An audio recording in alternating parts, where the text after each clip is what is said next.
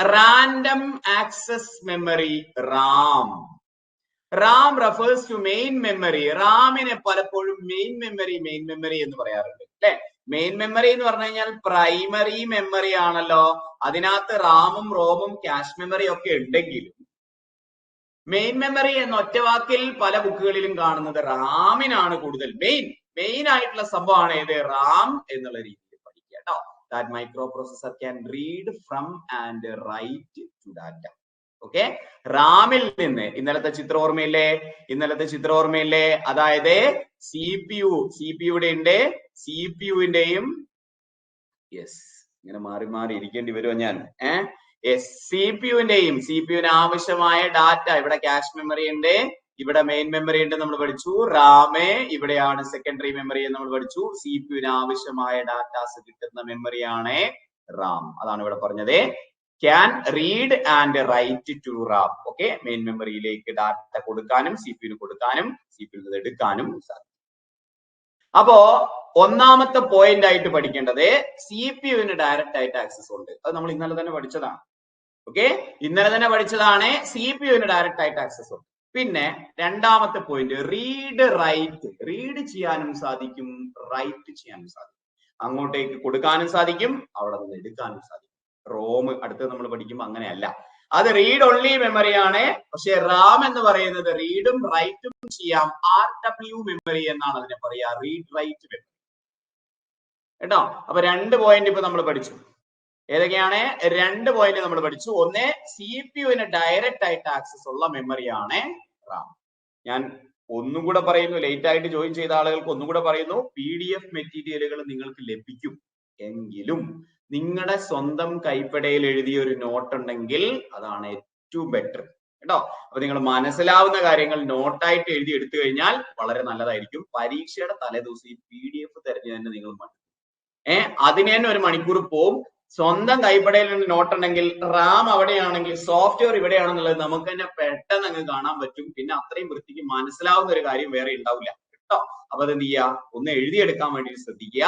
പിന്നെ നമ്മൾ ക്ലാസ് എടുക്കുന്ന സമയത്ത് കുറച്ച് പോയിന്റ്സ് ഒക്കെ അഡീഷണലി വരികയും ചെയ്യും, PDF ഉള്ളതല്ലാതെ. കാരണം PDF നമ്മൾ എന്താണ് കറക്റ്റ് ആയിട്ട് 100% അതിനകത്തെ ഉണ്ടാവില്ല. നമ്മൾ ക്ലാസ് എടുക്കുമ്പോഴായിരിക്കും നമ്മുടെ, അതാണല്ലോ ഒരു ലൈവ് ക്ലാസ് എന്ന് പറയുന്നത് അല്ലെ. അല്ലെങ്കിൽ PDF അങ്ങ് തന്നാൽ പോലെ അപ്പോ ആ കാര്യങ്ങൾ ഓർത്തിട്ട് എന്ത് ചെയ്യുക, നോട്ട് എഴുതിയെടുക്കാൻ വേണ്ടി ശ്രദ്ധിക്കുക. 3 പോയിന്റ് ആണ് റാമുമായി ബന്ധപ്പെട്ട് ഞാൻ പറഞ്ഞത്.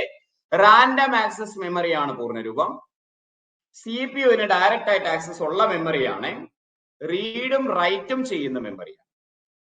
ഓക്കെ, ഇനി data can be store and retrieve from random from anywhere within the Ram.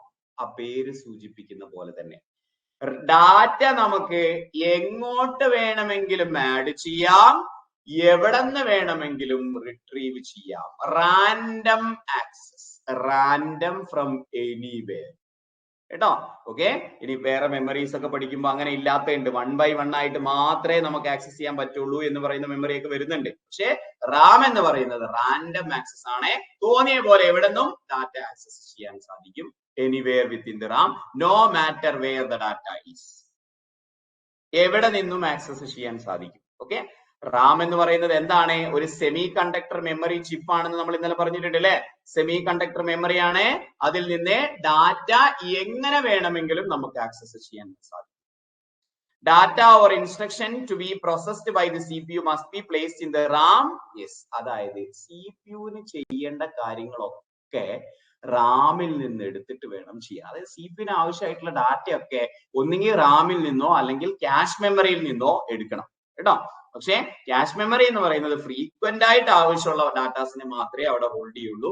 CPU എപ്പോഴും ആശ്രയിക്കുന്നത്, മെയിൻ ആയിട്ട് ആശ്രയിക്കുന്നത് മെയിൻ മെമ്മറിയാണ് എന്ന പോയിന്റ് പഠിച്ചു കേട്ടോ. ഓക്കെ, അപ്പൊ നമ്മൾ എന്തൊക്കെയാ പറഞ്ഞത്? റാമിന്റെ പൂർണ്ണരൂപം random access memory. CPU direct ആയിട്ട് ആക്സസ് ഉള്ള മെമ്മറിയാണ്. റീഡും റൈറ്റും ചെയ്യാൻ സാധിക്കും. റാൻഡം ആയിട്ട് ഇതൊക്കെ ചെയ്യാൻ സാധിക്കും. എവിടെ വെച്ചാലും കുഴപ്പമില്ല, റാൻഡം ആയിട്ട് നമുക്ക് ആക്സസ് ചെയ്യാം. Data or instruction to be processed by the CPU must be placed in RAM. Okay, work ചെയ്തുകൊണ്ട് അങ്ങനെ ഒരു പോയിന്റ് കൂടി നമുക്ക് അതിനകത്ത് നിന്ന് എന്ത് ചെയ്യാം, നമുക്ക് എടുക്കാം. അതായത് CPU ആവശ്യമുള്ള വർക്ക് ചെയ്യുമ്പോൾ CPU വർക്കിങ്ങിന് ആവശ്യമായ മെമ്മറിയാണ് റാമിൽ നിന്ന് എടുക്കുന്നത്. ഒരു വീടിന്റെ വർക്ക് ഏരിയ എന്ന് പറഞ്ഞു കഴിഞ്ഞാൽ കിച്ചനോട് ഒപ്പം തന്നെ വർക്ക് ഏരിയ ഉണ്ടാവില്ലേ? അതായത് വീട്ടിലേക്ക് വേണ്ട എല്ലാ കാര്യങ്ങളും അല്ലെങ്കിൽ വീട്ടിലേക്ക് വേണ്ട ഭക്ഷണവും കാര്യങ്ങളൊക്കെ പാകം ചെയ്യുന്ന സ്ഥലമാണ് വർക്ക് ഏരിയ അല്ലെ? അതേപോലെ തന്നെ CPU ആവശ്യമായ വർക്ക് ഏരിയ അല്ലെങ്കിൽ വർക്കിംഗ് മെമ്മറി ആണ് ഇത് റാം എന്ന് വിളിച്ചു കൊടുക്കാം. അതായത് അത്യാവശ്യം വേണ്ട കാര്യങ്ങളൊക്കെ റാമിൽ നിന്നാണ് എന്ത് ചെയ്യുന്നത്? CPU പ്രോസസ് ചെയ്തെടുക്കുന്നത്. ഓക്കെ, അതുകൊണ്ട് തന്നെ വർക്കിംഗ് മെമ്മറി എന്നറിയപ്പെടുന്നത് അല്ലെങ്കിൽ ഒരു കമ്പ്യൂട്ടറിന്റെ വർക്ക് ഏരിയ എന്നറിയപ്പെടുന്ന മെമ്മറിയാണ് ഇത് റാം എന്ന് കൂടി നോട്ട് ചെയ്തു വെക്കാം. ഓക്കെ, ഒരു കമ്പ്യൂട്ടറിന്റെ വർക്കിംഗ് മെമ്മറി എന്നറിയപ്പെടുന്നു അല്ലെങ്കിൽ work area of a computer എന്നറിയപ്പെടുന്നതാണ് റാം. അതായത് ഇപ്പൊ ഒരു കമ്പ്യൂട്ടർ എന്ത് ചെയ്യുകയാണെങ്കിലും അതൊക്കെ റാമിനുള്ളിൽ കൂടിയാണ് നടക്കുക. ഓക്കെ, റാം ഇല്ലെങ്കിൽ റാമിന്റെ ചിപ്പ് അങ്ങ് ഊരി കഴിഞ്ഞാൽ പിന്നെ കമ്പ്യൂട്ടർ വർക്ക് ചെയ്യോ? ഇല്ല. കമ്പ്യൂട്ടർ വർക്ക് ചെയ്യണമെങ്കിൽ ഇപ്പൊ നടന്നുകൊണ്ടിരിക്കുന്ന കാര്യങ്ങളൊക്കെ റാമിന്റെ ഉത്തരവാദിത്തത്തിലാണ് നടക്കുന്നത്. ഇപ്പൊ ഞാൻ വേർഡ് എടുത്തിട്ട് ഇങ്ങനെ ടൈപ്പ് ചെയ്യാണ്. ഓക്കെ, ടൈപ്പ് ചെയ്യുമ്പോൾ സ്വാഭാവികമായിട്ടും അത് എവിടെയെങ്കിലും ഒരു മൈന്യൂട്ട് ആയിട്ട് നമ്മളെ ക്ലിപ്പ് ബോർഡിലെങ്കിലും അത് സേവ് ചെയ്യണമല്ലോ. ഇപ്പൊ ഞാനൊരു വേർഡ് ടൈപ്പ് ചെയ്തുകൊണ്ടിരിക്കുന്ന ഇടയിൽ ഞാൻ എന്ത് ചെയ്തു? കോപ്പി ചെയ്തു. ഓക്കെ, കോപ്പി ചെയ്ത് സമയത്ത് ക്ലിപ്പ് ബോർഡിലേക്ക് അത് സേവ് ആവില്ലേ? അതൊക്കെ എന്താണ്? റാമിലാണ് സേവ് ആയിട്ട് വെക്കുന്നത് താൽക്കാലികമായിട്ട് കേട്ടോ. അതായത് ഇപ്പൊ വർക്ക് ചെയ്തുകൊണ്ടിരിക്കുന്ന കാര്യങ്ങളെല്ലാം, വർക്കിങ്ങിന് ആവശ്യമായ കാര്യങ്ങളെല്ലാം സ്റ്റോർ ചെയ്യുന്നത് എവിടെയാണെന്ന് വെച്ച് കഴിഞ്ഞാൽ റാമിലാണ് എന്ന് പഠിച്ചു കേട്ടോ. വർക്കിംഗ് മെമ്മറി എന്നറിയപ്പെടുന്നു, വർക്ക് ഏരിയ എന്നറിയപ്പെടുന്നു. CPU ഈ കാര്യങ്ങൾ വർക്കിങ്ങിനെ സഹായിക്കുന്ന മെമ്മറിയാണ് റാം എന്ന് പഠിച്ചു. റാൻഡം ആയിട്ട് ആക്സസ് ചെയ്യാം, റീഡ് റൈറ്റ് മെമ്മറിയാണ്. CPU ഡയറക്റ്റ് ആയിട്ട് ആക്സസ് ഉണ്ട്. റാൻഡം ആക്സസ് മെമ്മറി എന്നുള്ളതാണ് ഇതിന്റെ പൂർണ്ണരൂപം. ഇത്രയും പോയിന്റ് പഠിച്ചു. ഇനി contents in Ram are lost when the power is switched of. Current പോയി കഴിഞ്ഞാൽ റാമിലെ ഡാറ്റ എല്ലാം നഷ്ടപ്പെട്ടു പോകും. ഓക്കെ, അതുകൊണ്ട് അതിനെ വോളറ്റൈൽ മെമ്മറി എന്നാണ് പറയുന്നത്. എന്ത് മെമ്മറി എന്നാ പറയുന്നത്? Volatile memory.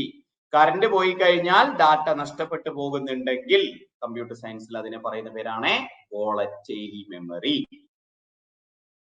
Okay, yes. അതായത് നേരത്തെ ഞാൻ പറഞ്ഞില്ലേ, വേർഡിൽ ഞാൻ ടൈപ്പ് ചെയ്തുകൊണ്ടിരിക്കുമ്പോൾ പിന്നിൽ പ്രവർത്തിക്കുന്നത് റാം ആണ്. Okay, yes. ഇനി ഞാൻ കോപ്പി ചെയ്ത് അത് പേസ്റ്റ് ചെയ്യുന്നതിന് മുന്നേ കറണ്ട് അങ്ങ് പോയി. പിന്നെ കറണ്ട് വന്നിട്ട് അടിപൊളി, കറണ്ട് വന്നല്ലോ എന്ന് പറഞ്ഞിട്ട് പേസ്റ്റ് ചെയ്യാൻ പറ്റുമോ? കൺട്രോൾ V അടിച്ച് പേസ്റ്റ് ചെയ്യാൻ പറ്റുമോ? ഇല്ല.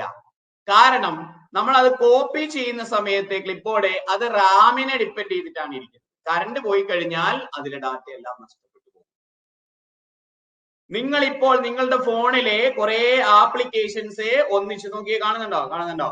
യെസ്, ഇങ്ങനെ ഓരോരോ ആപ്ലിക്കേഷൻസ് തുറന്നു വെച്ചിട്ടില്ലേ? യെസ്, അതൊക്കെ റാമിലാണുള്ളത്. ഇതൊന്ന് സ്വിച്ച് ഓഫ് ആക്കി ഓൺ ആക്കി കഴിഞ്ഞാൽ പിന്നെ വർക്കിങ്ങിന് ആവശ്യമായ ആപ്ലിക്കേഷൻസ് അവിടെ ഓപ്പൺ ആക്കി വെച്ചത് അവിടെ ഉണ്ടാവോ? ഇല്ല. സ്വിച്ച് ഓഫ് ആയി കഴിഞ്ഞാൽ എല്ലാം പോകും.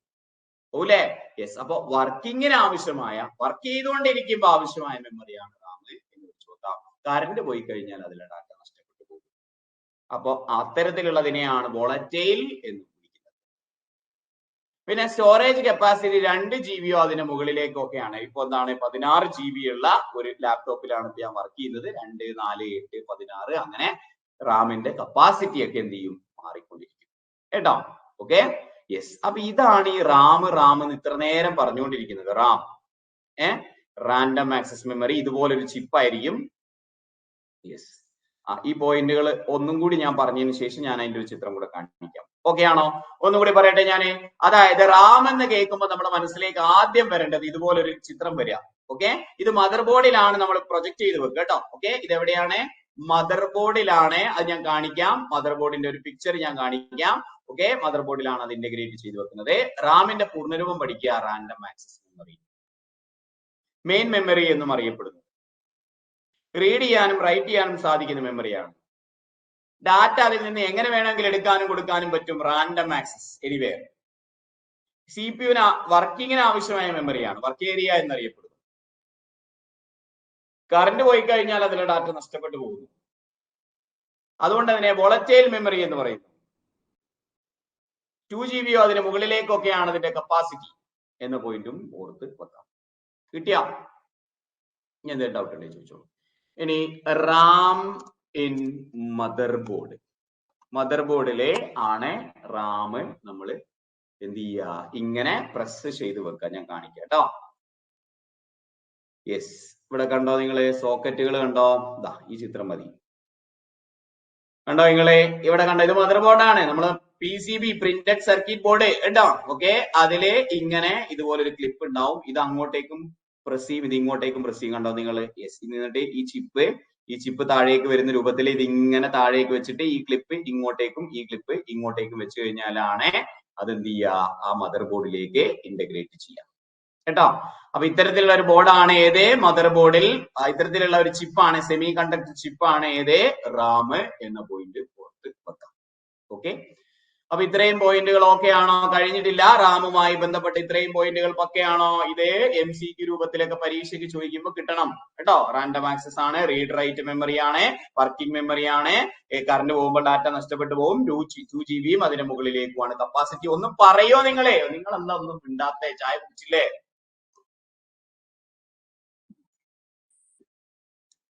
കുടിച്ചോ? യെസ്, ചായ കുടിച്ചില്ലേ? എന്നാൽ ഇനി ബാക്കിയുള്ള റാം കഴിഞ്ഞിട്ടില്ല, ഇനിയും റാമിന് പോയിന്റുകൾ ഉണ്ട്. The speed of RAM refers to how fast the data in memory is accessed. Okay, it is measured in megahertz. മെഗാഹെഡ്സിലാണ് റാമിന്റെ സ്പീഡ് മെഷർ ചെയ്യുന്നത്. ഓക്കെ, മെഗാഹെഡ്സ് എന്ന് പറയുന്ന യൂണിറ്റിലാണ് റാമിന്റെ സ്പീഡ് മെഷർ ചെയ്യുന്നത്. ഏത് യൂണിറ്റിലാന്ന് ചോദിച്ചു കഴിഞ്ഞാല് മെഗാഹെഡ്സ് എന്ന പോയിന്റ് എന്ത് ചെയ്യാം കേട്ടോ. മെഗാഹെഡ്സിലാണ് റാമിന്റെ സ്പീഡ് മെഷർ ചെയ്തത്. ഇല്ല, ഞാൻ കുടിക്കുന്നത് പച്ചവെള്ളം പോലെ പഠിക്കാൻ കേട്ടോ. ചൂടുവെള്ളമായിരുന്നു, ഇപ്പൊ പച്ചവെള്ളമായി. കണ്ടിന്യൂസ് ക്ലാസ് ആകുമ്പോ പ്രശ്നമാണ്. ഇനി അപ്പോ റാമിന്റെ സ്പീഡ് മെഷർ ചെയ്യുന്നത് മെഗാഹെഡ്സിലാണ് കേട്ടോ. റാമിന്റെ സ്പീഡ് മെഷർ ചെയ്യുന്നത് ഏതിലാണ്? മെഗാഹെഡ്സിലാണ്. ഇനി ശ്രദ്ധിച്ചു കേൾക്കണേ, അടുത്ത പോയിന്റ് വളരെയധികം ശ്രദ്ധിച്ചു കേൾക്കണേ. കമ്പ്യൂട്ടറിന്റെ വർക്കിംഗ് മെമ്മറി ആണല്ലോ, ഇപ്പൊ വർക്ക് ചെയ്യാൻ ആവശ്യമായ മെമ്മറി ആണല്ലോ റാം അല്ലെ. CPU-ന്റെ വർക്കിങ്ങിന് ആവശ്യമായ ഡാറ്റയൊക്കെ കിടക്കുന്നത് റാമിലാണല്ലോ. ഓക്കെ, റാം ഇല്ലെങ്കിൽ ഒരു സിസ്റ്റത്തിന് വർക്ക് ചെയ്യാൻ സാധിക്കില്ലല്ലോ എന്നുള്ളതൊക്കെ മനസ്സിലാക്കിക്കൊണ്ട് പഠിക്കുക. റാമിൽ എന്തൊക്കെയാണ് ഉണ്ടാവുക? ഓപ്പറേറ്റിംഗ് സിസ്റ്റം സോഫ്റ്റ്വെയർ വർക്ക് ചെയ്യുമ്പോൾ OS എവിടെയാ ഉണ്ടാവുക? റാമിന്റെ അസോസിയേഷനോട് കൂടിയിട്ടാണ് ഈ പറയുന്ന OS വർക്ക് ചെയ്യുക കേട്ടോ. അതായത് ഓപ്പറേറ്റിംഗ് സിസ്റ്റം സ്ഥിരമായിട്ട് സൂക്ഷിച്ചു വെക്കണം. അത് കറണ്ട് പോകുമ്പോൾ നഷ്ടപ്പെടാൻ പാടില്ലല്ലോ. ഹാർഡ് ഡിസ്കിലാണ് അത് സൂക്ഷിച്ചു വെക്കുന്നത്. വർക്ക് ചെയ്തുകൊണ്ടിരിക്കുമ്പോൾ ഹാർഡ് ഡിസ്കിൽ സൂക്ഷിച്ചു വെച്ചിരിക്കുന്ന OS-നെ റാമിലേക്ക് എടുക്കും.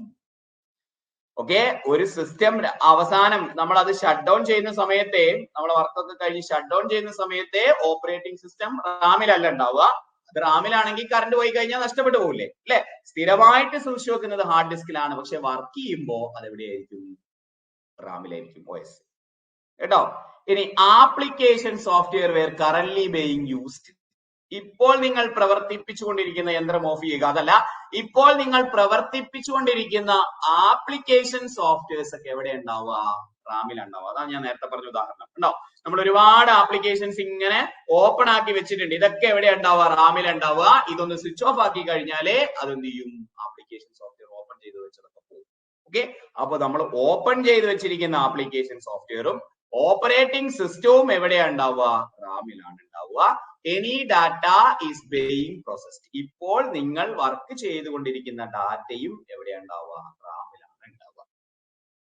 അപ്പൊ എന്തൊക്കെയാണ് റാമിൽ ഉണ്ടാവുക? റാമിൽ എന്തൊക്കെ ഉണ്ടാവും എന്ന് ചോദിച്ചു കഴിഞ്ഞാൽ പറഞ്ഞേ, റാമിൽ എന്തൊക്കെ ഉണ്ടാവും? ഇപ്പോൾ വർക്ക് ചെയ്തുകൊണ്ടിരിക്കുന്ന ഓപ്പറേറ്റിംഗ് സിസ്റ്റം, തുറന്നു വെച്ചിരിക്കുന്ന application software, any data that is being processed. ഇപ്പോൾ പ്രോസസ് ചെയ്തുകൊണ്ടിരിക്കുന്ന ഡാറ്റ എവിടെ ഉണ്ടാവും? റാമിൽ ഉണ്ടാവും കേട്ടോ. ഓപ്പറേറ്റിംഗ് സിസ്റ്റം ഉണ്ടാവും, തുറന്നു വെച്ചിരിക്കുന്ന ആപ്ലിക്കേഷൻ സോഫ്റ്റ്വെയർ ഉണ്ടാവും, any data is being processed. ഇപ്പോൾ ഓപ്പൺ ആക്കി വെച്ചിരിക്കുന്ന അല്ലെങ്കിൽ പ്രോസസ് ചെയ്തുകൊണ്ടിരിക്കുന്ന ഡാറ്റ റാമിൽ ഉണ്ടാവും എന്ന പോയിന്റും ഓർത്തു വെക്കാം. ക്ലിയർ അല്ലേ? യെസ്. അപ്പൊ ഡാറ്റ ഉണ്ടാവും, ആപ്ലിക്കേഷൻ സോഫ്റ്റ്വെയർ ഉണ്ടാവും, ഓപ്പറേറ്റിംഗ് സിസ്റ്റം ഉണ്ടാവും. മദർ ബോർഡിലാണ് ഇത് ഇന്റഗ്രേറ്റ് ചെയ്തിരിക്കുന്നത്. റീഡും റൈറ്റിനും പറ്റും, റാൻഡം ആയിട്ട് ആക്സസ് ചെയ്യാൻ സാധിക്കും. കറണ്ട് പോയി കഴിഞ്ഞാൽ ഡാറ്റ നഷ്ടപ്പെട്ടു പോകും. വർക്കിംഗ് മെമ്മറി എന്നറിയപ്പെടുന്നു, റാൻഡം ആക്സസ് മെമ്മറിയാണ്. തെറ്റ്. ക്ലിയർ ആണോ? ഇനി നമ്മളെ മലയാളത്തിലും കൂടെ ജസ്റ്റ് ഒന്ന് വായിച്ചു നോക്കാം. കമ്പ്യൂട്ടറിനെ പ്രവർത്തിപ്പിക്കുന്ന പ്രോഗ്രാമുകളും വിവരങ്ങളും പ്രോസസ്സറെ എടുക്കാൻ പാകത്തിൽ സൂക്ഷിക്കുന്ന സെമി കണ്ടക്ടർ മെമ്മറിയാണ്. പ്രോസസ്സറിന് ഡയറക്റ്റ് ആയിട്ട് ആക്സസ് ഉണ്ട്. ഒരു താൽക്കാലിക മെമ്മറിയാണ്, ടെമ്പററി മെമ്മറിയാണ്. കമ്പ്യൂട്ടർ പ്രവർത്തനത്തിനിടെ വൈദ്യുതി നിലച്ചാൽ റാമിലെ ഡാറ്റ നഷ്ടപ്പെട്ടു പോകുന്നുണ്ട്. ഇതൊരു അസ്ഥിര മെമ്മറിയാണ് കേട്ടോ, ടെമ്പററി മെമ്മറിയാണ്, വൊളറ്റൈൽ മെമ്മറിയാണ്. നമ്മൾ പറഞ്ഞു റീഡ് റൈറ്റ് മെമ്മറി എന്ന് അറിയപ്പെടുന്നു അല്ലെ, അത് നമ്മൾ പറഞ്ഞു. കമ്പ്യൂട്ടറിന്റെ വർക്കിംഗ് ഏരിയ, വർക്കിംഗ് സ്പേസ് കേട്ടോ, വർക്കിംഗ് സ്പേസ്, വർക്കിംഗ് ഏരിയ എന്നറിയപ്പെടുന്ന മെമ്മറിയാണ് റാം കേട്ടോ. മലയാളത്തിൽ നമ്മൾ ജസ്റ്റ് റിവിഷൻ ചെയ്തു പോകുന്നു, കാര്യങ്ങളൊക്കെ നമ്മൾ പഠിച്ചതാണ്. ഇനി രണ്ട് തരത്തിലുള്ള റാമുകൾ ഉണ്ട്, എസ് റാമും ഡി റാമും. നമ്മളെ കഴിഞ്ഞ ദിവസം നമ്മൾ പഠിച്ചതല്ലേ അല്ലെ, നമ്മൾ ആ ചിത്രം വരച്ചപ്പോൾ നമ്മൾ പഠിച്ചതാണ്.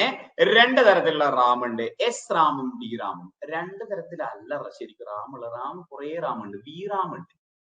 വി റാം എന്താണ്? വീഡിയോ റാം എന്നുള്ളതാണ് അതിന്റെ കേട്ടോ. ഇനി ഐറാം ഉണ്ട്, ഐറാം. ഇത് രണ്ടിന്റെയും കൂടെ സ്വഭാവം ഉള്ളതാണ് ഐറാം, ഇന്റഗ്രേറ്റഡ് റാം. ഇങ്ങനെ റാം പല തരത്തിലുണ്ടെങ്കിലും നമുക്ക് ഏറ്റവും കൂടുതൽ ചോദിക്കാൻ സാധ്യതയുള്ളത് അല്ലെങ്കിൽ നമുക്ക് പഠിക്കാനുള്ളത് ബുക്കുകളിലൊക്കെ ഉള്ളത് എസ് റാമും ഡി റാമും ആണ്. ഡൈനാമിക് റാമും സ്റ്റാറ്റിക് റാം കേട്ടോ. ഏതൊക്കെയാണ്? Dynamic Ram and static Ram എന്ന് പഠിച്ചു നോക്കാം. തുടർച്ചയായ റീഫ്രഷ് ആവശ്യമുള്ള റാം ആണ് ഡൈനാമിക് റാം. എന്താണ് തമ്മിലുള്ള വ്യത്യാസം എന്നുള്ളത് നോക്കാം നമുക്ക്. ഇടയ്ക്കിടയ്ക്ക് എന്ത് ചെയ്യണം? ഇങ്ങനെ റീഫ്രഷ് ചെയ്തുകൊണ്ടിരിക്കണം. തുടർച്ചയായിട്ട് റീഫ്രഷ് ആവശ്യമുള്ള റാം ആണ് ഏത്? ഡൈനാമിക് റാം എന്ന്.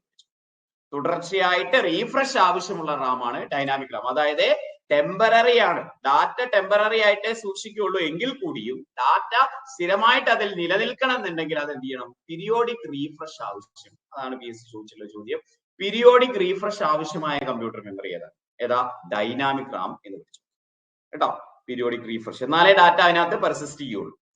എന്നാൽ ഏറ്റവും വേഗതയേറിയതും ചെലവ് കൂടിയതുമായ റാമാണ് എസ് റാം. ഏറ്റവും വേഗതയേറിയതും ചെലവ് കൂടിയതുമായ റാമാണ് ഇത് എസ് റാം എന്ന്. അപ്പൊ ഇത് എസ് റാമും ഡി റാമും വെച്ച് നോക്കുന്ന സമയത്ത് ഏതാണ് വേഗത കൂടിയെന്ന് ചോദിച്ചു കഴിഞ്ഞാൽ എസ് റാം ആണ്. എന്നാൽ പീരിയോഡിക് റീഫ്രഷ് ആവശ്യമായിട്ടുള്ള റാം ഏതാണെന്ന് ചോദിച്ചു കഴിഞ്ഞാൽ ഡി റാം ആണ് എന്നും പഠിച്ചു. റാമിന്റെ സംഭരണ ശേഷി സാധാരണ ജിഗാബൈറ്റിലാണ് പറയുക, GB അല്ലെ, 2 GB ഒക്കെ ആണെന്നുള്ള ബേസിക് നമ്മൾ പറഞ്ഞു. റാമിന്റെ വേഗത അളക്കുന്നത് മെഗാഹെർട്സിലാണ്. ഓക്കെ, അപ്പൊ പ്രധാനമായിട്ടും ഇതിന് ഇംഗ്ലീഷ് നോട്ട് ഇല്ല കേട്ടോ, അത് വിട്ടുപോയിട്ടുണ്ട്. യെസ്, നിങ്ങൾ ഇതൊന്ന് എഴുതിയെടുത്ത് അഡ്ജസ്റ്റ് ചെയ്യും. നിങ്ങൾ കുഞ്ഞു പിള്ളേരെ പോലെയാണ് എല്ലാവരും ഇതിനകത്തുള്ള കുറെ പേര് കേട്ടോ. അത് ഞാൻ ഓൾറെഡി പറഞ്ഞു. പീരിയോഡിക് റീഫ്രഷ് കേട്ടോ, പീരിയോഡിക് റീഫ്രഷ് ആവശ്യമായ മെമ്മറിയാണ് ഏത്? ഡൈനാമിക് റാം കേട്ടോ. ഫാസ്റ്റസ്റ്റ് അതുപോലെ തന്നെ എന്താണ് എക്സ്പെൻസീവ് ആയിട്ടുള്ള റാം ആണ് എസ് റാം. ഓക്കെ, ഫാസ്റ്റ് ആയിട്ടുള്ള എക്സ്പെൻസീവ് ആയിട്ടുള്ള റാം ആണ് എസ് റാം. പീരിയോഡിക് റീഫ്രഷ് ആവശ്യമായിട്ടുള്ളത്, തുടർച്ചയായിട്ട് റീഫ്രഷ് ആവശ്യമായിട്ടുള്ള മെമ്മറിയാണ് ഏത്? ഈ പറയുന്ന ഡൈനാമിക് റാം എന്ന പോയിന്റ് എന്ത് ചെയ്യാം? നോട്ട് ചെയ്ത് വെക്കാം കേട്ടോ. പിന്നെ റാമിന്റെ വേഗത അളക്കുന്ന ഏത് യൂണിറ്റിലാണ്? മെഗാഹെർട്സിലാണ്. റാമിന്റെ സംഭരണശേഷി അളക്കുന്നത് ജിഗാബൈറ്റിലാണ് എന്ന് നോട്ട് ചെയ്ത്. ഓക്കെ, ഇനി ഐറാം PSC ചോദിച്ച ചോദ്യമാണ്, ജസ്റ്റ് പൂർണ്ണരൂപം. ഇതിന്റെ രണ്ടിന്റെയും കൂടെ സ്വഭാവം ഉള്ളതാണ് ഐറാം, ഇന്റഗ്രേറ്റഡ് റാം. പിന്നെ നമ്മൾ ഈ ഗെയിമിംഗ് പിന്നെ എന്താണ് ഗ്രാഫിക്സ് കാർഡ് ഒക്കെ ഇൻസ്റ്റാൾ ചെയ്യുന്ന സമയത്ത് അഡീഷണൽ റാമിന് വേണ്ടിയിട്ട് വീഡിയോ റാം മാത്രമായിട്ട് ഇൻസ്റ്റാൾ ചെയ്ത് വെക്കാറും ഉണ്ട് കേട്ടോ. അപ്പൊ അതും ഓർത്ത് വെക്കാം. ഓക്കെ, ഇതിന്റെ ഇംഗ്ലീഷിലുള്ളത് എവിടെയോ വിട്ടുപോയിട്ടുണ്ട്, അതാണ് നേരെ ഞാൻ മലയാളത്തിലേക്ക് ചാടിയത് കേട്ടോ. എന്നോട് ക്ഷമിക്കുക. യെസ്, അത് എഴുതിയെടുക്കുക. Okay, yes. അപ്പൊ അതുമായി കഴിഞ്ഞാലേ നമുക്ക് റാമുമായി ബന്ധപ്പെട്ട കാര്യങ്ങളെ ഓക്കെ ആണ് എന്ന് വിചാരിക്കുന്നു. ഓക്കെ, റാമുമായി ബന്ധപ്പെട്ട കാര്യങ്ങൾ സെറ്റ് ആണെന്ന് വിചാരിക്കുന്നു. ഇനി ഞാൻ ചോദിക്കട്ടെ, ഞാൻ കുറച്ച് ചോദ്യങ്ങൾ ചോദിക്കാം, നിങ്ങൾ അതിന് ആൻസേഴ്സ് പറയുന്നതോടൊപ്പം നമുക്ക് എന്ത് ചെയ്യാം? ആ കാര്യങ്ങൾ ഒന്നും കൂടി നമുക്ക് റിവിഷൻ ആയിട്ട് കഴിഞ്ഞില്ല. യെസ്, റാമുമായി ബന്ധപ്പെട്ട ഒരു ടെക്നോളജിയാണ് DDR, ഡബിൾ ഡാറ്റ റേറ്റ്. ശ്രദ്ധിക്കണേ, റാമുമായി ബന്ധപ്പെട്ട ഒരു ടെക്നോളജിയാണ് DDR. It refers to type of random access memory technology commonly used in computers. DDR memory allows data to be transferred twice per clock cycle, effectively doubling the data transfer rate compared to traditional SDR, single data rate.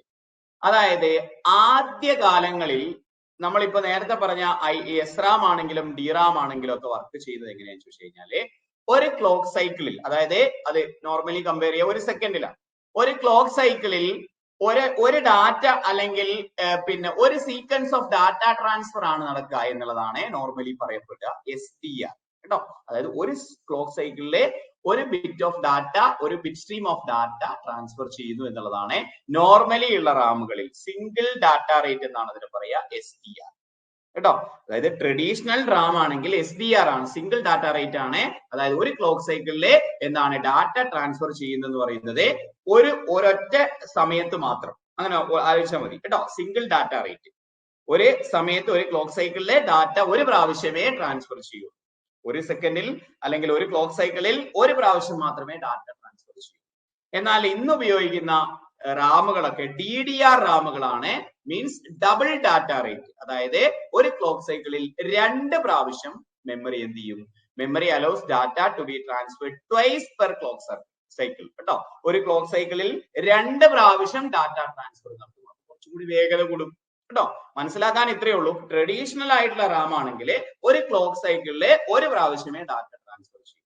പക്ഷേ ഇന്ന് ഉപയോഗിക്കുന്ന DDR റാമുകളിൽ ഒരു clock സൈക്കിളിൽ 2 പ്രാവശ്യം double data rate ആണ് എന്ന് നോക്കാം. അത്തരത്തിലുള്ള ഒരു ടെക്നോളജിയാണ് DDR, ഡബിൾ ഡാറ്റ റേറ്റ് എന്ന പോലും ഓർത്ത് വെക്കാം കേട്ടോ. DDR memory modules commonly denoted the generation of DDR2, DDR3, DDR4, 5 in each generation offering increased bandwidth and improved performance over its processor. പ്രോസസറിനോട് ഏത് പ്രോസസർ ആണോ എന്നതിനനുസരിച്ചാണ് ഏത് DDR ആണെന്നൊക്കെ തീരുമാനിക്കുക. അതിന്റെ പല വേർഷൻസും ഇന്ന് വന്നുകൊണ്ടിരിക്കും കേട്ടോ. ഇപ്പൊ ട്രഡീഷണൽ ആണെങ്കിൽ ഒരു ക്ലോക്ക് സൈക്കിൾ ഒരു ഡാറ്റ ട്രാൻസ്ഫർ നടക്കുള്ളൂ. DDR ആണെങ്കിൽ 2 നടക്കും. അതാണ് ഡബിൾ ഡാറ്റ റേറ്റ് കേട്ടോ. അത് റാമിന്റെ ഒരു പുതിയ ടെക്നോളജി ആണ് എന്ന പോയിന്റ് എന്ത് ചെയ്യാം, അവിടെ കൂട്ടിച്ചേർത്ത് പഠിക്കാം. ഓക്കെ, അത്രയായി കഴിഞ്ഞാല് റാമുമായി ബന്ധപ്പെട്ട കാര്യങ്ങൾ കഴിഞ്ഞു. ഓക്കെ ആണെങ്കിൽ നിങ്ങൾ ഒരു പ്രാവശ്യം ഒന്ന് വായിച്ചു നോക്കിയേ, എന്നിട്ട് നമുക്ക് റോമിലേക്ക് പോകാം. ഇതൊന്ന് റിവിഷൻ ചെയ്തിട്ട് റോമിലേക്ക് പോകാം. എന്നാ കുറച്ച് റിവിഷൻ ചെയ്യാം. ഓക്കെ, റാമുമായി ബന്ധപ്പെട്ട കാര്യങ്ങൾ റോമും കൂടി നമുക്ക് ഇന്ന് എടുക്കാനുണ്ട്. റിവിഷൻ ചെയ്യാം. റാം പഠിച്ചു കഴിഞ്ഞാൽ നമുക്ക് എന്ത് ചെയ്യാം, കമ്പയർ ചെയ്ത് പഠിക്കാം റോം പഠിക്കുമ്പോൾ. ഓക്കെ, റിവിഷൻ ചെയ്യാം.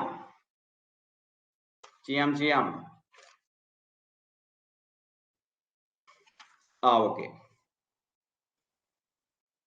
അപ്പോ ഏറ്റവും വേഗതയേറിയത് രജിസ്റ്റർ ആണ്, പിന്നെ ക്യാഷ് ആണ്, പിന്നെ റാം ആണ് വരിക കേട്ടോ. Okay, yes. ഇനി മെയിൻ മെമ്മറി എന്നറിയപ്പെടുന്ന മെമ്മറിയാണ് ഇത് റാമേ എന്ന് നമ്മൾ പഠിച്ചു അല്ലെ. സെമി കണ്ടക്ടർ മെമ്മറി ആണ് എന്ന് നമ്മൾ പഠിച്ചു. Okay, yes. ഇനി ഒരു കമ്പ്യൂട്ടറിന്റെ വർക്കിംഗ് മെമ്മറി എന്നറിയപ്പെടുന്ന മെമ്മറി ഏതാണ്? വർക്കിംഗ് മെമ്മറി എന്നറിയപ്പെടുന്നത് അത് റാം ആണ് അല്ലെ.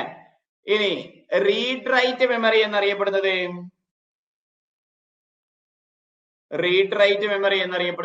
അതും റാം ആണ്. DRAMന്റെ പൂർണ്ണരൂപം എന്താന്ന് ചോദിച്ചു കഴിഞ്ഞാൽ ഡൈനാമിക് റാം ആണ് എന്ന് പഠിച്ചു വെക്കാം കേട്ടോ. ഡൈനാമിക് റാം എന്ന് പഠിച്ചു വെക്കാം. DRAM കണ്ടുപിടിച്ച ആളുടെ പേര് കൂടി ഒന്ന് നോട്ട് ചെയ്ത് വെക്കണേ. യെസ്, ചോദിച്ചിട്ടൊന്നുമില്ല എങ്കിലും നമ്മളൊരു ബുക്കിൽ കണ്ടപ്പോ ഇങ്ങനെ പറയാണ്. യെസ്, DRAM കണ്ടുപിടിച്ച ആളുടെ പേര് എന്താന്ന് ചോദിച്ചു കഴിഞ്ഞാല് യെസ് എന്താണ്, റോബർട്ട് എച്ച് ഡെന്നാർഡ് എന്ന് പഠിച്ചു നോക്കാം. എന്താണ്, റോബർട്ട് എച്ച് ഡെന്നാർഡ് എന്ന് നോട്ട് ചെയ്ത് നോക്കാം കേട്ടോ. റോബർട്ട് എച്ച് ഡെന്നാർഡ് എന്ന് നോട്ട് ചെയ്ത് നോക്കാം. DRAM കണ്ടുപിടിച്ച ആൾ കേട്ടോ. അപ്പൊ ഏറ്റവും വേഗതയേറിയ റാം ഏതാന്ന് ചോദിച്ചു കഴിഞ്ഞാൽ റാം SRAM ആണോ DRAM ആണോ? SRAM ആണ് എന്ന് പിടിച്ചു നോക്കാം അല്ലെ. പീരിയോഡിക് റീഫ്രഷ് ആവശ്യമുള്ള റാം ഏതാന്ന് ചോദിച്ചു കഴിഞ്ഞാൽ യെസ്, അതെ പീരിയോഡിക് റീഫ്രഷ് ആവശ്യമുള്ള റാം ഏതാന്ന് ചോദിച്ചു കഴിഞ്ഞാൽ DRAM ആണെന്ന് പഠിച്ചു നോക്കാം. ഐറാമിന്റെ പൂർണ്ണരൂപം എന്താന്ന് ചോദിച്ചു കഴിഞ്ഞാൽ ഐറാം ഇന്റഗ്രേറ്റഡ് റാം ആണ് അല്ലെ.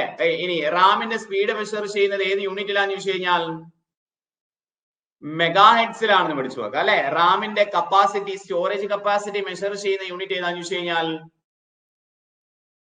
യെസ്, അതെ, ജിഗാബൈറ്റ്സിലാണ് എന്ന് പഠിച്ചു വെക്കുക അല്ലെ. DDR-ന്റെ പൂർണ്ണരൂപം എന്താണെന്ന് ചോദിച്ചു കഴിഞ്ഞാലോ, DDR-ന്റെ പൂർണ്ണരൂപം യെസ്, അതെ, ഡബിൾ ഡാറ്റ റേറ്റ് ആണ് എന്ന പോയിന്റ് ഓർത്തു വെക്കാം. എന്തൊക്കെയാണ് റാമിൽ വർക്ക് ചെയ്തുകൊണ്ടിരിക്കുമ്പോൾ റാമിൽ സ്റ്റോർ ചെയ്തു വെക്കുന്നത് എന്തൊക്കെയാണെന്ന് ചോദിച്ചു കഴിഞ്ഞാൽ, റാമിൽ സ്റ്റോർ ചെയ്ത് വെച്ചിരിക്കുന്നത് എന്തൊക്കെയാണെന്ന് ചോദിച്ചു കഴിഞ്ഞാൽ,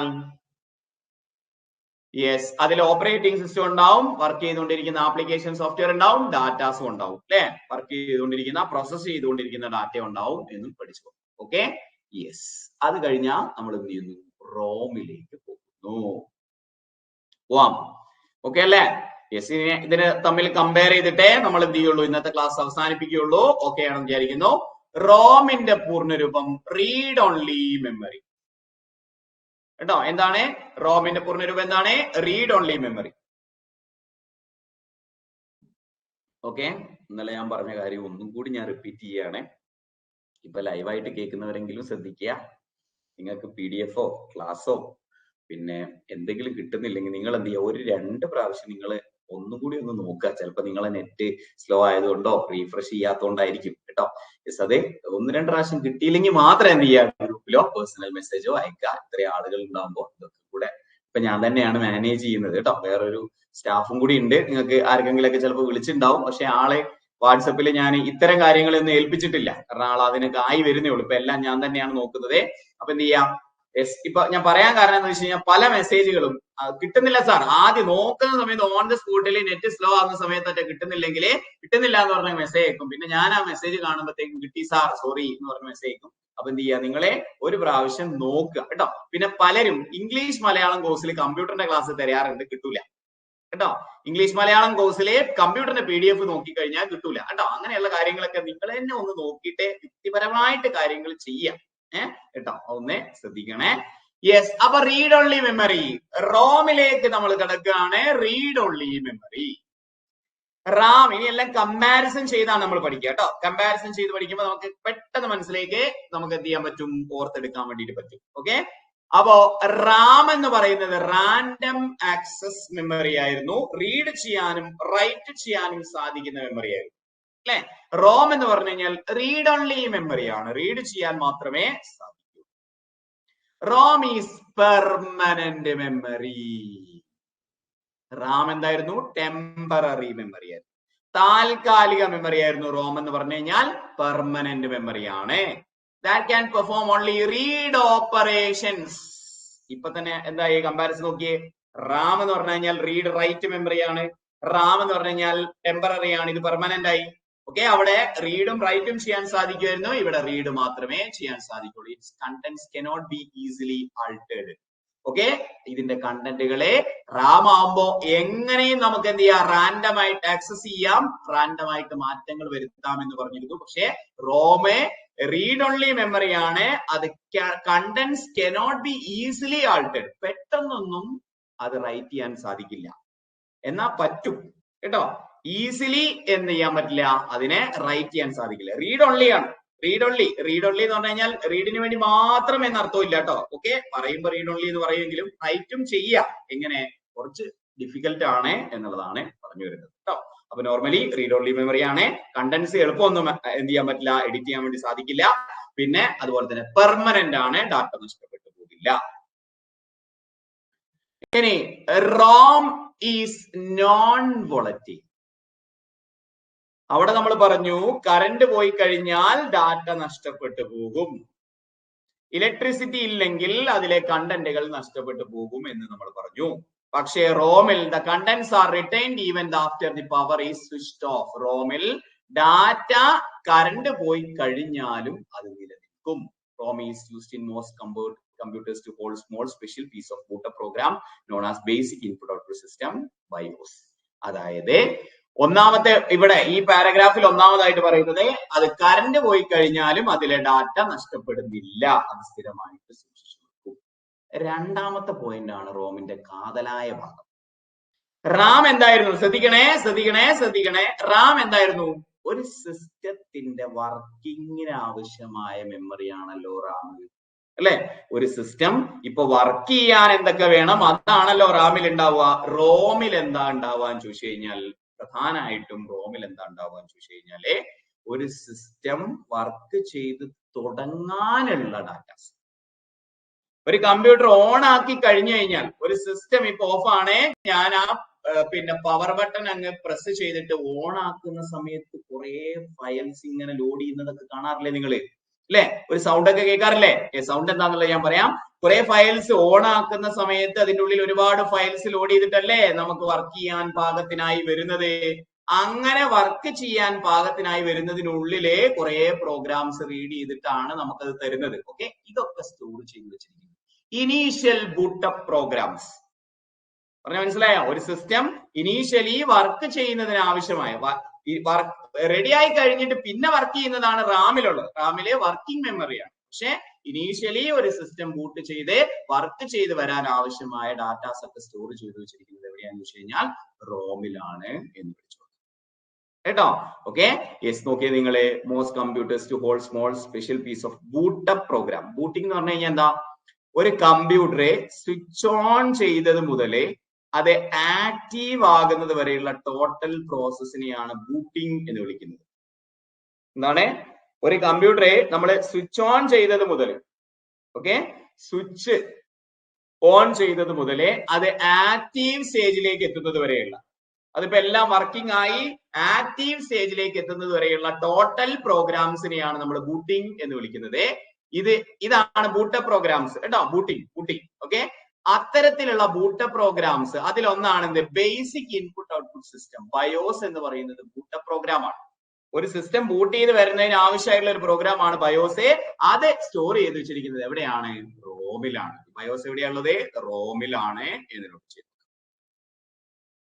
അപ്പോ കമ്പാരിസൺ വൈസ് നോക്കുന്ന സമയത്ത് ശ്രദ്ധിച്ചു കേൾക്കണേ. റാം ടെമ്പററി ആണ്, റോം പെർമനന്റ് ആണ്. റാം റീഡും പറ്റും റൈറ്റും പറ്റും, റോം റീഡ് ഓൺലി ആണ്. റാമിലെ ഡാറ്റ കറണ്ട് പോയാൽ നഷ്ടപ്പെട്ടു പോകും, വോളറ്റൈൽ ആണ്. റോമിലെ ഡാറ്റ കറണ്ട് പോയാൽ നഷ്ടപ്പെട്ടു പോവില്ല, നോൺ വോളറ്റൈൽ ആണ്. റാം വർക്കിംഗ് മെമ്മറി ആണ്, റോം ഇനീഷ്യൽ ബൂട്ടപ്പ് പ്രോഗ്രാംസ് ആയ ബയോസ് ഒക്കെ സ്റ്റോർ ചെയ്ത് വെച്ചിരിക്കുന്ന ഇനീഷ്യലി ഒരു കമ്പ്യൂട്ടർ വർക്ക് ചെയ്യുന്നതിന് ആവശ്യമായ ഡാറ്റാസ് സ്റ്റോർ ചെയ്ത് വെച്ചിരിക്കുന്ന മെമ്മറിയാണ് റോം. ക്ലിയർ ആണോ? ആദ്യത്തെ സ്റ്റെപ്പിൽ റോം മനസ്സിലായോ? ഇനി the software runs the computer switched on or boot up. Okay, ബൂട്ടപ്പിന് ആവശ്യമായ ഇൻസ്ട്രക്ഷൻസ് ആണ്, ജസ്റ്റ് നമ്മൾ ഇവിടെ പറഞ്ഞു. It checks the computer hardware and loads the operating system. ഇതെന്താ ചെയ്യാന്നറിയോ? ഓക്കെ, അതായത് ബയോസ് എന്തൊക്കെയാണ് ചെയ്യുന്നത് എന്നുള്ളതാണ് ഇവിടെ പറയുന്നത്. Software runs when the computer is switch on or boot-up. Computer on ആകുമ്പോഴാണ് ഈ ബയോസ് ആക്റ്റീവ് ആവുക. ഓക്കെ, കമ്പ്യൂട്ടർ നമ്മൾ ഓൺ ആക്കുന്ന സമയത്ത് കറണ്ട് വരുന്ന സമയത്താണ് ഈ ബയോസ് ആക്റ്റീവ് ആവുക. ഇതാണ് ഫസ്റ്റ് പോയിന്റിൽ പറഞ്ഞത്. It checks the computer hardware and then loads the operating system. Okay, അതായത് ബയോസ് ചെയ്യുന്ന ഒരു പ്രധാനപ്പെട്ട ഡ്യൂട്ടിയാണ്, ശ്രദ്ധിച്ചു കേൾക്കണേ, ബയോസ് ചെയ്യുന്ന ഒരു പ്രധാനപ്പെട്ട ഡ്യൂട്ടിയാണ് ബേസിക് ഇൻപുട്ട് ഔട്ട്പുട്ട് സിസ്റ്റം. അതായത് ഒരു കമ്പ്യൂട്ടറിന്റെ ഹാർഡ്വെയറുകളെല്ലാം പ്രോപ്പർ ആയിട്ട് സെറ്റ് ആണോ എന്ന് ചെക്ക് ചെയ്യും. കീബോർഡും മൗസും കാര്യങ്ങളൊക്കെ പ്രോപ്പർ ആയിട്ട് വർക്കിംഗ് ആണോ അല്ലെങ്കിൽ പ്രോപ്പർ ആയിട്ട് ആക്റ്റീവ് ആണോ എന്ന് ചെക്ക് ചെയ്യുന്നത് ആരാണ്? ഈ വർക്ക് ചെയ്യുന്ന സമയത്ത് അല്ലെങ്കിൽ ഓൺ ആയി വരുന്ന സമയത്ത് ചെക്ക് ചെയ്യുന്നത് ആരാണ്? റോം ആണ് എന്നോട് ചെയ്തു നോക്കാം. റോമിനുള്ളിലുള്ള ബയോസ് ആണ് എന്നോട് ചെയ്തു നോക്കാം കേട്ടോ. Okay, it checks computer hardware. അതായത് നമ്മളൊരു കമ്പ്യൂട്ടർ സ്വിച്ച് ഓൺ ആക്കി കഴിഞ്ഞാൽ, ഓക്കെ, ഒരു കമ്പ്യൂട്ടർ സ്വിച്ച് ഓൺ ആക്കി കഴിഞ്ഞാൽ എന്തൊക്കെയാ നടക്കുക ആദ്യം, അതാണ് ഇവിടെ പറയുന്നത് കേട്ടോ. യെസ്, എന്താണ്? ആദ്യം ഹാർഡ്വെയറുകളൊക്കെ ഓക്കെ ആണെന്ന് നോക്കും. ഓക്കെ ആണെങ്കിൽ ഓപ്പറേറ്റിംഗ് സിസ്റ്റത്തെ എന്ത് ചെയ്യും? എടുക്കും. ഓപ്പറേറ്റിംഗ് സിസ്റ്റം സ്ഥിരമായിട്ട് സൂക്ഷിച്ചു വെക്കുന്നത് എവിടെയാണ്? ഓപ്പറേറ്റിംഗ് സിസ്റ്റം, യെസ്, ഇവിടെ ഞാൻ എഴുതുന്നുണ്ട്. അതായത് ഹാർഡ് ഡിസ്കിലാണ്. താങ്ക് യു ആയിട്ടില്ല കേട്ടോ, താങ്ക് യു സാർ പറയരുതേ. ഹാർഡ് ഡിസ്കിലാണ് OS സൂക്ഷിച്ചു വെക്കുന്നത്. ഓക്കെ, റോമിൽ എന്തുണ്ട്? ബയോസ് ഉണ്ട്. ഓക്കെ, യെസ്, ഇവിടെ നോക്കണേ. അതായത് വർക്ക് ചെയ്യുമ്പോ OS റാമിലാണെന്ന് നമ്മൾ പഠിച്ചു. കാര്യങ്ങൾ മനസ്സിലാക്കി പോണേ.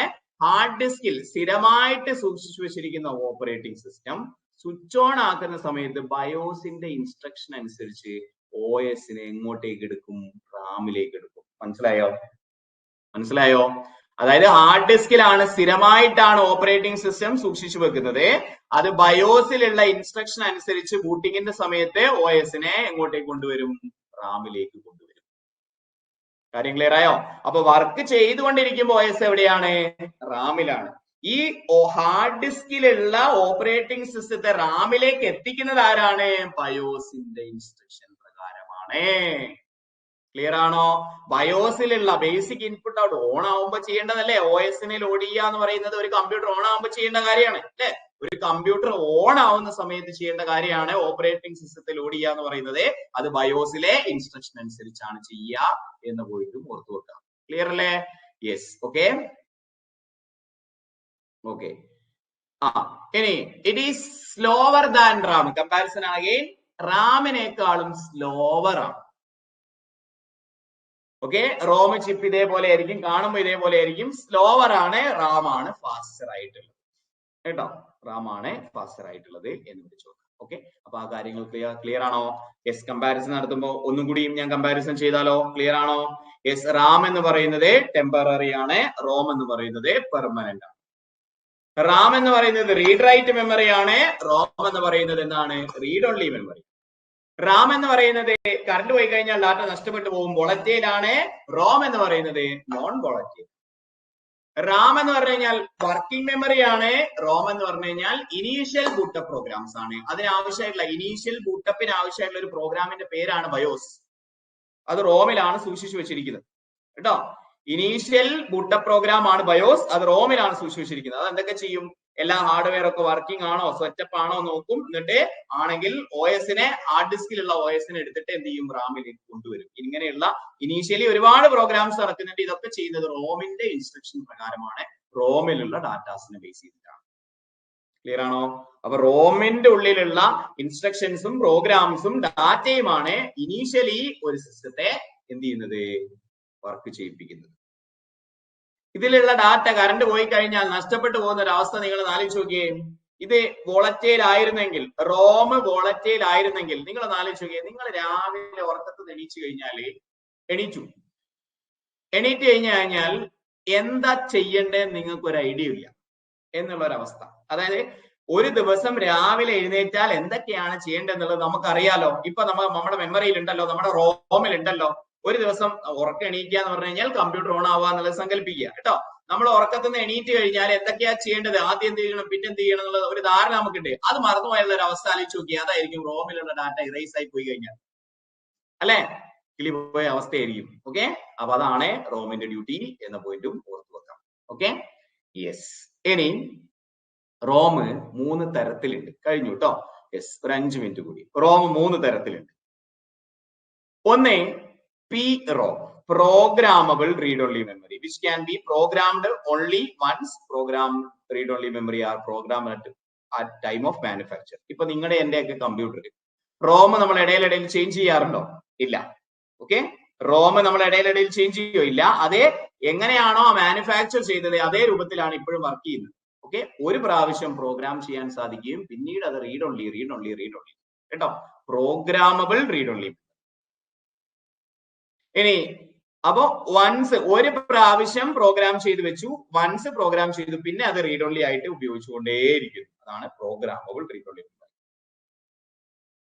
ഇനി EPROM, erasable programmable read only memory that can be erased using ultraviolet radiation. UV rays ഉപയോഗിച്ചുകൊണ്ട് സ്പെഷ്യലി നമുക്ക് ഇറേസ് ചെയ്ത് പിന്നെ പ്രോഗ്രാം ചെയ്യാൻ സാധിക്കുന്ന റോമിനെയാണ് EPROM എന്ന് പറയുന്നത്. ഓക്കെ, EPROM ഒരു പ്രാവശ്യം പ്രോഗ്രാം ചെയ്യാൻ സാധിക്കും, പിന്നെ എത്ര പ്രാവശ്യം വേണമെങ്കിലും റീഡ് ചെയ്യാൻ സാധിക്കുന്നതാണ് പ്രോം. ഇനി അൾട്രാവയലറ്റ് രശ്മികൾ ഉപയോഗിച്ചുകൊണ്ട് പ്രോഗ്രാം ചെയ്യാനും ഇറേസ് ചെയ്യാനും സാധിക്കുന്നതാണ് ഏത്? EPROM എന്നതിനോട്. EPROM കുറച്ച് റിസ്കിയാണ്, ഒരുപാട് തവണയൊന്നും എന്ത് ചെയ്യാൻ പറ്റില്ല, റീറൈറ്റ് ചെയ്യാൻ സാധിക്കില്ല അൾട്രാവയലറ്റ് ഉപയോഗിച്ചു. ഇനി EEPROM എന്ന് പറയുന്നത് electrically erasable and programmable read-only memory which can be erased and rewritten electrically. Electrical signal ഉപയോഗിച്ചുകൊണ്ട് തന്നെ ഇറേസ് ചെയ്യാനും പ്രോഗ്രാം ചെയ്യാനും സാധിക്കുന്നതാണ് EEPROM. അത് കുറച്ചുകൂടി എളുപ്പമാണ് അല്ലെ. ഇലക്ട്രിക്കൽ സിഗ്നൽ ഉപയോഗിച്ചുകൊണ്ട് തന്നെ പ്രോഗ്രാം ചെയ്യാനും ഇറേസ് ചെയ്യാനും സാധിക്കുന്നതാണ് ഇത് EEPROM എന്നതിനോട്. EEPROM. ശ്രദ്ധിച്ചിരിക്കണേ, EEPROM. In modern times, EEPROM is also known as flash memory. അതായത് നമ്മുടെ പെൻഡ്രൈവ് ഇല്ലേ, പെൻഡ്രൈവും മെമ്മറി കാർഡും ഒക്കെ ഇല്ലേ, അതൊക്കെ ഫ്ലാഷ് മെമ്മറിക്ക് ഉദാഹരണമാണ്. ഇനി ഇപ്പോഴത്തെ കാലത്ത്, അതായത് മോഡേൺ ടൈംസിൽ EEPROM എന്ന് പറയുന്നത്, പെൻഡ്രൈവ് ഒക്കെ നമുക്ക് ഫ്ലാഷ് മെമ്മറി ഒക്കെ EEPROMിന് ഉദാഹരണമായിട്ട് പറയാം. പെൻഡ്രൈവ് നിങ്ങൾ ഒന്ന് ആലോചിച്ച് നോക്കിയേ, നമ്മൾ കുത്തി കഴിഞ്ഞാല് ഇലക്ട്രിക്കൽ സിഗ്നൽ ഉപയോഗിച്ചിട്ടല്ലേ അത് ഇറേസ് ചെയ്യുന്നതും പ്രോഗ്രാം ചെയ്യുന്നതും ഒക്കെ. അപ്പൊ EEPROM in modern times flash memory എന്ന് കൂടി പറയാം. ഫ്ലാഷ് മെമ്മറി നമ്മൾ ഡീറ്റെയിൽ ആയിട്ട് പഠിക്കും, ജസ്റ്റ് ഇവിടെ റെഫറൻസ് തന്നു എന്ന് മാത്രമേ ഉള്ളൂ കേട്ടോ. Electrically erasable programmable read only memory കേട്ടോ. ഓക്കെ, അപ്പൊ ഈ PROM, EEPROM, EEPROM ഈ ടെക്സ്റ്റ് ബുക്കിൽ PDF-ലുള്ളത് അതുപോലെ ഇങ്ങനെ എഴുതി വെക്കണോ? വേണ്ട കേട്ടോ. ഒരു പ്രാവശ്യം പ്രോഗ്രാം ചെയ്യാൻ സാധിക്കും, പിന്നീട് റീഡ് ഓൺലി ആവുന്നതാണ് PROM. ഇറേസ് ചെയ്യാനും പ്രോഗ്രാം ചെയ്യാനും സാധിക്കുന്നതാണ് EEPROM. Electrically erasable and programmable read only memory ആണ് EEPROM എന്നും കേട്ടോ. യെസ്, അപ്പൊ ഒരു കമ്പ്യൂട്ടർ സ്വിച്ച് ഓൺ ചെയ്തത് മുതൽ അത് പ്രവർത്തന സജ്ജമാകുന്നത് വരെയുള്ള കംപ്ലീറ്റ് പ്രോഗ്രാമിനെ എന്ത് വിളിക്കാം എന്ന് ചോദിച്ചു കഴിഞ്ഞാൽ എന്ത് വിളിക്കാം? ഓൺ ചെയ്തത് മുതൽ, കമ്പ്യൂട്ടറെ സ്വിച്ച് ഓൺ ചെയ്തത് മുതലേ അത് പ്രവർത്തന സജ്ജമാകുന്നത് വരെയുള്ള കംപ്ലീറ്റ് കാര്യങ്ങളെയും എന്ത് വിളിക്കാം എന്ന് ചോദിച്ചു കഴിഞ്ഞാൽ അതിനെയാണ് ബൂട്ടിംഗ് എന്ന് വിളിക്കുക. ബൂട്ടിങ്ങിന് ആവശ്യമായ ഇൻസ്ട്രക്ഷൻസ് സ്റ്റോർ ചെയ്ത് വെച്ചിരിക്കുന്നത് എവിടെയാന്ന് ചോദിച്ചു കഴിഞ്ഞാൽ റോമിലാണ്. ഓക്കെ, ബൂട്ടിങ്ങിന് ആവശ്യമായ ഇൻസ്ട്രക്ഷൻസ് സ്റ്റോർ ചെയ്ത് വെച്ചിരിക്കുന്നത് എവിടെയാണ്? റോമിലാണ്. റോമിൽ ഈ പറയുന്ന ബൂട്ടിങ്ങിന് ആവശ്യമായ ഇൻസ്ട്രക്ഷൻസ് ഒക്കെ സ്റ്റോർ ചെയ്ത് വെച്ചിരിക്കുന്ന പ്രോഗ്രാമിന്റെ പേരാണ് എന്ത്? ബയോസ്. അതിൽ കൺഫ്യൂഷൻ ഒന്നും ഇല്ലാന്ന് വിചാരിക്കുന്നു. ഒന്നുകൂടി ഞാൻ പറയാം, ഒരു കമ്പ്യൂട്ടറിന്റെ ഇനീഷ്യൽ ബൂട്ടപ്പ് പ്രോഗ്രാംസ് സ്റ്റോർ ചെയ്ത് വെച്ചിരിക്കുന്നത് എവിടെയാ? റോമിൽ.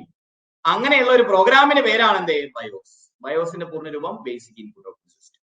ബൂട്ടിങ്ങിന് ആവശ്യമായ ഇൻസ്ട്രക്ഷൻസ് സ്റ്റോർ ചെയ്ത് വെച്ചിരിക്കുന്നത് ഇവിടെ റോമിൽ കേട്ടോ. യെസ്, അപ്പൊ അത് മനസ്സിലായി എന്ന് വിചാരിക്കുന്നു. ഇനി ഇത് നോക്കിയേ, ഇത് പുഷ്പല്ലേ, സിമ്പിൾ അല്ലേ? ഈ കമ്പാരിസൺ നോക്കിയേ.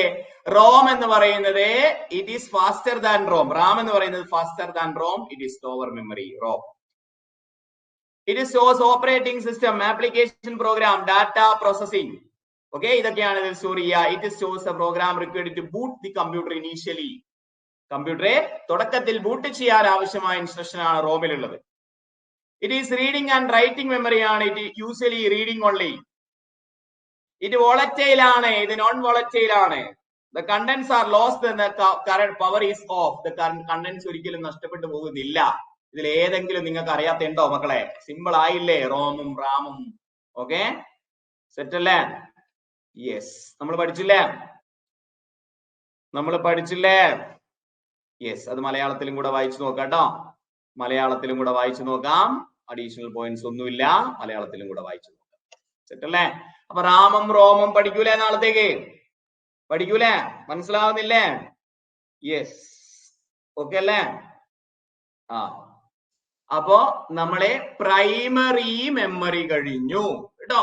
പ്രൈമറി മെമ്മറി കഴിഞ്ഞു. ഇന്നലെ നമ്മൾ ക്യാഷ് മെമ്മറിയുടെ യൂണിറ്റ് ഒക്കെ പഠിച്ചു. ഇന്ന് നമ്മൾ റാമും റോമും പഠിച്ചു. നാളെ നമ്മൾ സെക്കൻഡറി മെമ്മറിയിലേക്ക് പോകും കേട്ടോ. സെക്കൻഡറി മെമ്മറിയിലേക്ക് പോകും. അപ്പൊ അത് നാളെ ബുധനല്ലേ? ബുധൻ വ്യാഴം വെള്ളിയാഴ്ച ഇതിന്റെ ഒക്കെ കൂടെ റിവിഷനും എക്സാമും കാര്യങ്ങളൊക്കെ ആയിട്ട് വെള്ളിയാഴ്ചയും കൂടെ നമ്മൾ ഇതാണ്. പിന്നെ തിങ്കളാഴ്ച നമ്മൾ സോഫ്റ്റ്വെയറിലേക്ക് പോകും കേട്ടോ. സോഫ്റ്റ്വെയർ 2 ആഴ്ച ഉണ്ടാവും. അപ്പൊ 10, 25 പിന്നെ ഒരു 10 ദിവസം. ഒരു മാർച്ച് 5 ആകുമ്പോഴത്തേക്കൊക്കെ നമ്മൾ എന്താണ് ഈ പറയുന്ന നെറ്റ്വർക്കും ഇന്റർനെറ്റും കൂടി നമ്മൾ കവർ ചെയ്യാം കേട്ടോ. Okay, yes. അപ്പൊ അതങ്ങനെ. ഇനി നമ്മുടെ ഗ്രൂപ്പിൽ ഇല്ലാത്തവരാരും ഇല്ലാന്ന് വിചാരിക്കുന്നു. ഉണ്ടെങ്കിൽ 7510116655 എന്നുള്ള നമ്പറിൽ മെസ്സേജ് അയച്ചാൽ മതി കേട്ടോ. എല്ലാ ദിവസവും ഉണ്ട്. തിങ്കൾ, ബുധൻ, വെള്ളിയിലായിരുന്നു നമ്മൾ തുടങ്ങിയത്. ഇപ്പൊ എല്ലാ ദിവസവും ഉണ്ട് കേട്ടോ. ഓക്കെ, എമർജൻസികളൊന്നും ഇല്ലെങ്കിൽ 10 മണി സമയം കമ്പ്യൂട്ടറിന് വേണ്ടി നമ്മൾ മാറ്റി വെക്കും. Okay, yes. അപ്പൊ പഠിക്കുക. പിന്നെ ഇതുമായി ബന്ധപ്പെട്ട് ഇതിപ്പോ 100% ഇല്ല, എന്തെങ്കിലുമൊക്കെ അഡീഷണൽ പോയിന്റ്സ് നിങ്ങൾക്ക് കിട്ടുന്നുണ്ടെങ്കിൽ, ഇല്ലെങ്കിൽ നിങ്ങൾ പഠിക്കുന്ന സമയത്ത് നിങ്ങൾക്ക് ഡൗട്ട് ഉണ്ടെങ്കിൽ നിങ്ങൾക്ക് ഗ്രൂപ്പിൽ ഇടാം കേട്ടോ. ഗ്രൂപ്പിൽ ഇട്ടിട്ട് ചിലപ്പോൾ അവിടെ തന്നെ നിങ്ങൾക്ക് അവിടെയുള്ള smart boys and smart girls നിങ്ങൾക്ക് ഉത്തരം തരുമായിരിക്കും. ഇല്ലെങ്കിൽ ഞാൻ നോക്കിയിട്ട് രാത്രിയോ എപ്പോഴാ ഒഴിവുള്ളതിനനുസരിച്ച് ഞാനും കൂടി റിപ്ലൈ തരും കേട്ടോ. ഓക്കെ, ഇന്നലെ ഗ്രൂപ്പിൽ നമ്മളെ യോട്ടാബൈറ്റും കഴിഞ്ഞിട്ടുള്ള 2-3 എണ്ണം കൂടെ കഴിഞ്ഞു. യെസ്, അതൊക്കെ ഒന്ന് നോക്കി വെക്കുന്നത് നല്ലതാണ്. പക്ഷെ ജനറൽ ബുക്കിലൊന്നും അത് കാണാറില്ല. ഏതോ റാങ്ക് ഫയൽ ആണെന്ന് തോന്നുന്നു. അതും കൂടിയൊക്കെ നോക്കിക്കോളാം കേട്ടോ. യെസ്. പിന്നെ എല്ലാരും ഒന്ന് ശ്രദ്ധിക്കണേ.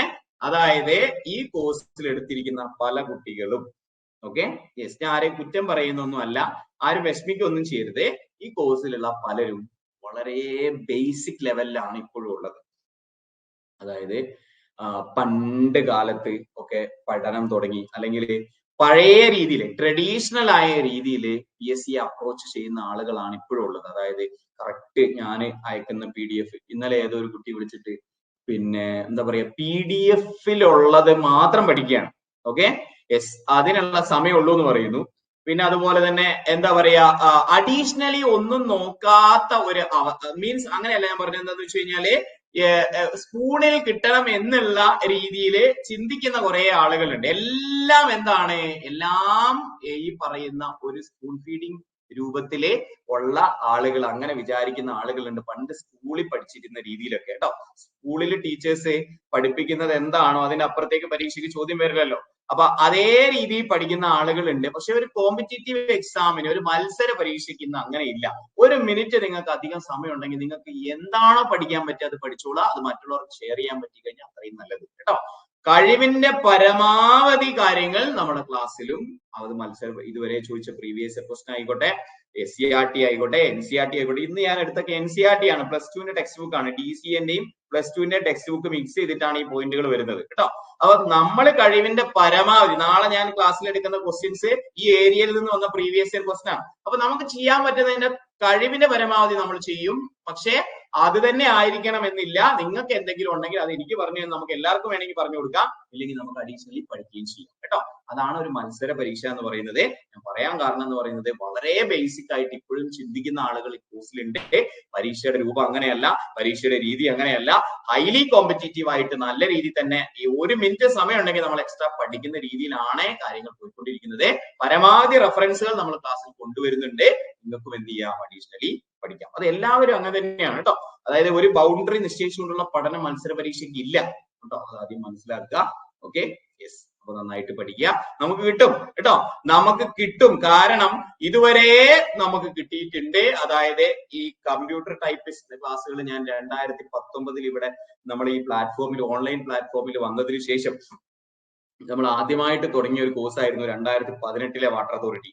Okay, yes. അന്നത്തെ ക്ലാസ്സിലെ 46 ചോദ്യങ്ങൾ, അന്ന് ഇംഗ്ലീഷും മലയാളവും കാര്യങ്ങളൊന്നും ഇല്ല, 50-ൽ 46 ചോദ്യങ്ങൾ നമ്മുടെ ക്ലാസ്സിൽ നിന്നുള്ള ആളുകളായിരുന്നു, കുട്ടികൾക്കായിരുന്നു കിട്ടിയത്. അന്ന് ഇംഗ്ലീഷ് കുറച്ച് നമ്മൾ അന്നാണ് ഈ പതിവിന് വിപരീതമായിട്ട് ഇംഗ്ലീഷിന്റെ മാർക്കുകളൊക്കെ കൂട്ടിച്ചോദിച്ചത്, GKയും ഇംഗ്ലീഷും ഒക്കെ കൂട്ടിച്ചോദിച്ചത്. ആ കാരണത്താൽ ചിലർക്ക് ലിസ്റ്റിൽ എത്താൻ പറ്റിയില്ല. പക്ഷെ ട്രേഡിൽ നിന്നുള്ള മാർക്കുകൾ നമ്മുടെ കുട്ടികൾക്ക് വളരെ സെറ്റ് ആയിരുന്നു. അന്ന് മുതൽ തുടങ്ങിയതാണിത്. അപ്പൊ നമ്മൾ കഴിവിന്റെ പരമാവധി എല്ലാം നമ്മൾ കവർ ചെയ്യും. ആ ഒരു കോൺഫിഡൻസ് നിങ്ങൾക്ക് തരാം. നമുക്ക് മാക്സിമം പഠിക്കാം. എല്ലാവർക്കും ജോലി കിട്ടട്ടെ. ഒപ്പം തന്നെ ഇംഗ്ലീഷ്, മലയാളം, GK കാര്യങ്ങളും നമ്മൾ പാരലലി പോവാ. അതിനും അത്രത്തോളം ഇമ്പോർട്ടൻസ് ഉണ്ടല്ലോ, അതും പഠിക്കുക കേട്ടോ. യെസ്. അപ്പൊ നല്ല രീതിയിൽ തന്നെ പോവാ, നന്നായിട്ട് പഠിക്കുക. Okay, yes. അപ്പൊ എല്ലാവർക്കും നന്ദി, നമസ്കാരം.